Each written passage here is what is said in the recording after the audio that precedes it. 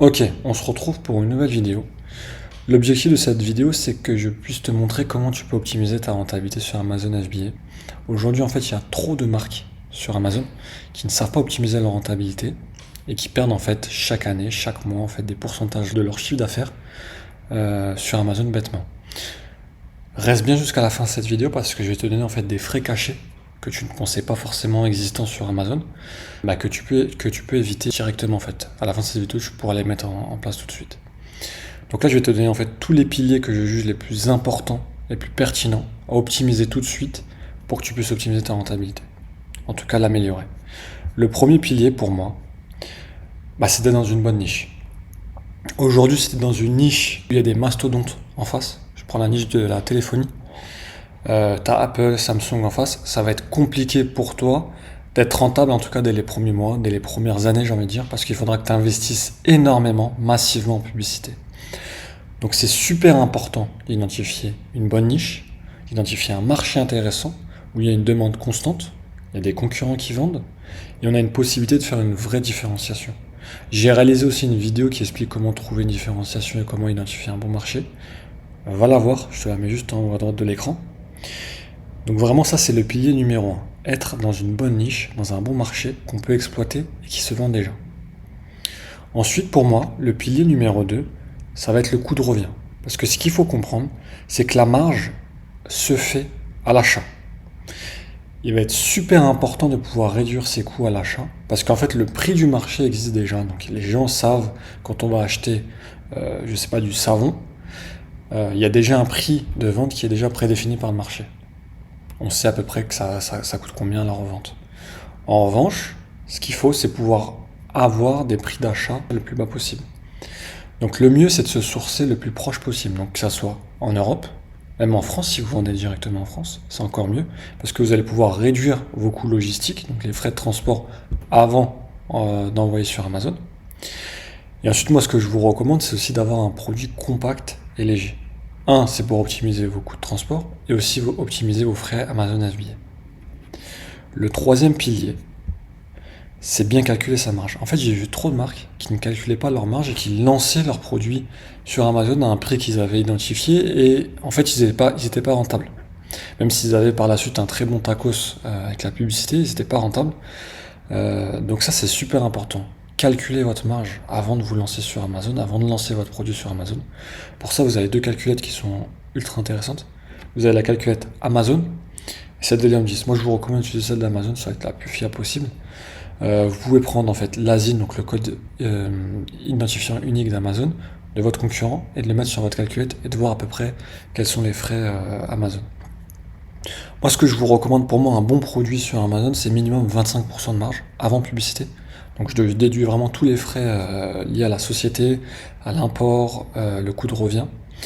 Là, je vous ai listé juste en bas les principaux frais qu'il y a sur Amazon. Donc là, il y a le coût de revient, frais d'importation, les frais d'expédition Amazon FBA, le frais de stockage, on va voir juste après comment optimiser son stockage. Il y a les commissions Amazon, c'est généralement entre 7 et 15%, selon la catégorie que vous choisissez. Le compte Amazon Seller et puis la TVA. Donc c'est globalement ces frais-là que vous devez garder en tête pour bien calculer votre marge.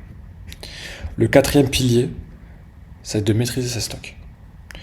Les stocks, c'est le nerf de la guerre sur Amazon. Aujourd'hui, vous tombez en rupture de stock après avoir lancé votre produit, et en fait, vous avez complètement gâché votre référencement sur Amazon.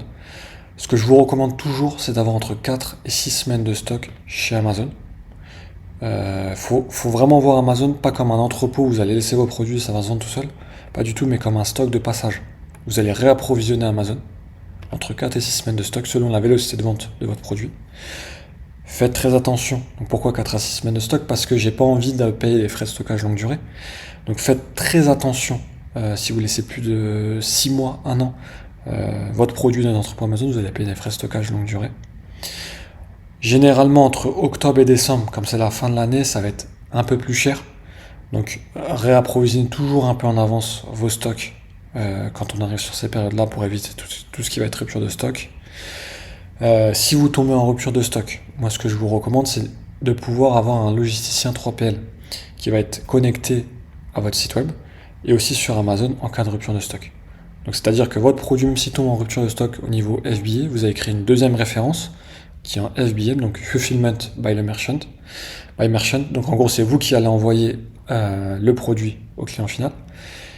Si possible, avoir un FBA Prime, c'est-à-dire livraison entre 24 et 48 heures, afin que votre produit ne baisse pas en référencement. C'est ça en gros l'objectif. Et aussi, quand vous envoyez des expéditions à Amazon, essayez de grouper un maximum de vos produits ensemble afin de réduire les frais de stockage, les frais d'envoi au plus bas possible.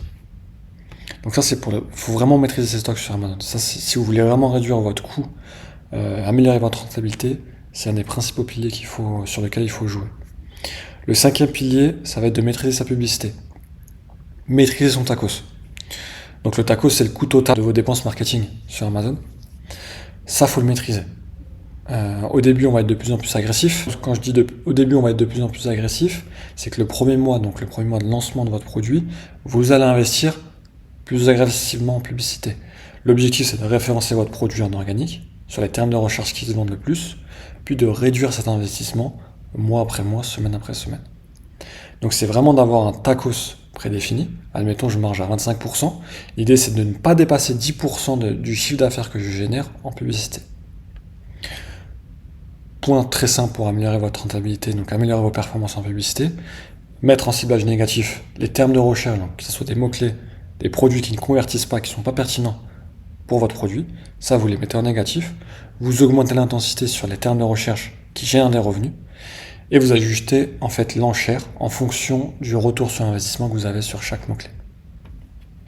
Donc ça, c'est vraiment des key points à garder pour améliorer votre publicité sur Amazon. Le sixième pilier, ça va être d'améliorer son taux de conversion. Qui dit taux de conversion, dit on a besoin d'envoyer moins de trafic pour faire autant de ventes. Donc l'objectif, c'est d'avoir une fiche produit qui convertit le mieux. Je vous ai fait une vidéo dédiée vraiment à ça qui permet d'optimiser votre fiche produit, de créer le listing parfait sur Amazon. Allez la voir, je vous la mets en haut à droite, pareil. Donc là, rapide résumé, avoir une fiche produit qui convertit parfaitement, optimisation du titre, des images, on met en avant les bénéfices, les caractéristiques, les éléments de différenciation sur sa fiche produit, et on essaie de faire de l'A/B testing sur la main image, un A/B test à la fois, que ce soit sur la main image, le titre, ou sur le contenu en plus. Donc vraiment améliorer votre taux de conversion si vous voulez avoir de plus grandes performances et ainsi augmenter votre rentabilité sur Amazon. Le septième pilier, ça va être les retours clients. Ne vous lancez pas sur une niche où où il y a un taux de retour extrêmement élevé. Je prends l'exemple du textile, où les retours vont être vraiment élevés, donc ça c'est pas intéressant. Tout de suite, si vous vous lancez sur Amazon, si c'est votre première marque sur Amazon, moi ce que je vous recommande, c'est de vous lancer dans un marché, donc comme je l'avais dit au début, où il y a des concurrents qui vendent, où il y a la demande qui est tout le temps constante. On ne cherche pas des marchés saisonniers, on peut vendre toute l'année. Essayez d'optimiser son taux de retour client. Donc pour ça, il faut garantir la satisfaction client. L'idée, c'est de vendre un bon produit qui répond à la demande, qui est de qualité. Donc ça, vous avez commandé des échantillons, vous l'avez testé, vous l'avez fait tester à plusieurs personnes avant de le commercialiser. Si vous avez des avis négatifs, donc ça va être le jeu sur Amazon, c'est d'être le plus réactif possible. C'est de pouvoir contacter le client et de lui proposer soit un produit en échange, soit une solution à son problème, soit un remboursement pour qu'il puisse modifier son avis par la suite. Moi, ce que je vous recommande, c'est de garder un taux de remboursement inférieur à 3 à 4%, je dirais même inférieur à 3%, et de toujours analyser la data. Pourquoi il y a des retours clients? Des fois, il y a des gens qui retournent le produit, mais mettent pas forcément d'avis visible sur la fiche produit, mais sur Amazon Seller Central, vous avez la possibilité de voir les avis en interne qui vous ont laissé lorsqu'ils retournent le produit. Pour aussi limiter en fait ce taux de satisfaction négatif, mettez des FAQ, détaillez vraiment votre produit, en quoi il consiste, à quel besoin il répond, et aussi optimiser votre packaging, qui soit vraiment solide, qui ne se casse pas en fait lors du transport, ça peut arriver, mais qui soit vraiment optimisé pour qu'il puisse bien protéger votre produit lors des envois sur Amazon et même lors des envois à votre client final. Le huitième pilier, ça va être de faire plus de ventes organiques. Donc ça rejoint le point de limiter le TACoS. L'idée c'est de faire plus de ventes organiques. Donc comment on fait plus de ventes organiques? C'est qu'on a optimisé sa fiche produit, donc on a mis les mots-clés les plus pertinents sur sa fiche produit. Donc d'un point de vue SEO, on se référence bien, on a choisi la bonne catégorie. On est aussi capable, parce qu'on pense pas on n'a pas qu'une vision sur Amazon, on est capable d'amener du trafic externe sur Amazon. Donc on a développé ses réseaux sociaux, on a créé un branding autour de notre produit. Et comment en fait on fait plus de ventes organiques? Ça va être de référencer son produit sur les mots-clés qui génèrent le plus de croissance en organique. Donc admettons, vous vendez très bien sur un mot-clé. Vous, votre objectif, ça va être de faire monter votre position en référencement naturel via la publicité. Donc là, on met plus d'intensité sur certains mots-clés. Donc ça, vous avez la possibilité de le faire avec du sponsor product, du sponsor brand. Donc on cible vraiment un mot-clé précis et on essaie de faire un maximum de ventes afin de faire remonter le produit en organique, afin de pouvoir réduire l'investissement par la suite. Ensuite, ce qui va être aussi intéressant, c'est si demain vous vendez du consommable, c'est d'inscrire votre produit au programme Prévoyez et économisez. Ça va vous permettre d'avoir de la récurrence. Donc admettons, vous avez un coût d'acquisition, vous êtes prêt à perdre de l'argent sur le premier achat, sur votre première vente, mais vous savez que votre client va recommander le produit tous les mois, tous les trimestres, de façon naturelle et de façon entre guillemets gratuite parce que vous avez déjà fait l'acquisition en amont. Ça c'est super intéressant si demain vous vendez du consommable.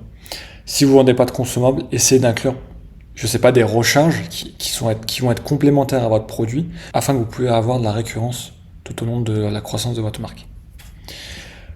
Le 9e pilier, qui est pour moi, qui mériterait une vidéo dédiée à ça, ça va être de créer en fait une véritable marque. Aujourd'hui sur Amazon, on peut plus se lancer, on lance un produit en générique, on copie juste un concurrent et ça va se vendre tout seul. Non, ça ne fonctionne plus comme ça. Non, là il faut vraiment créer une véritable marque, faut se différencier. Parce que demain on a une vraie marque, on peut la revendre, et deux, vous allez fidéliser vos clients. Ça va se propager entre guillemets avec du bouche à oreille social.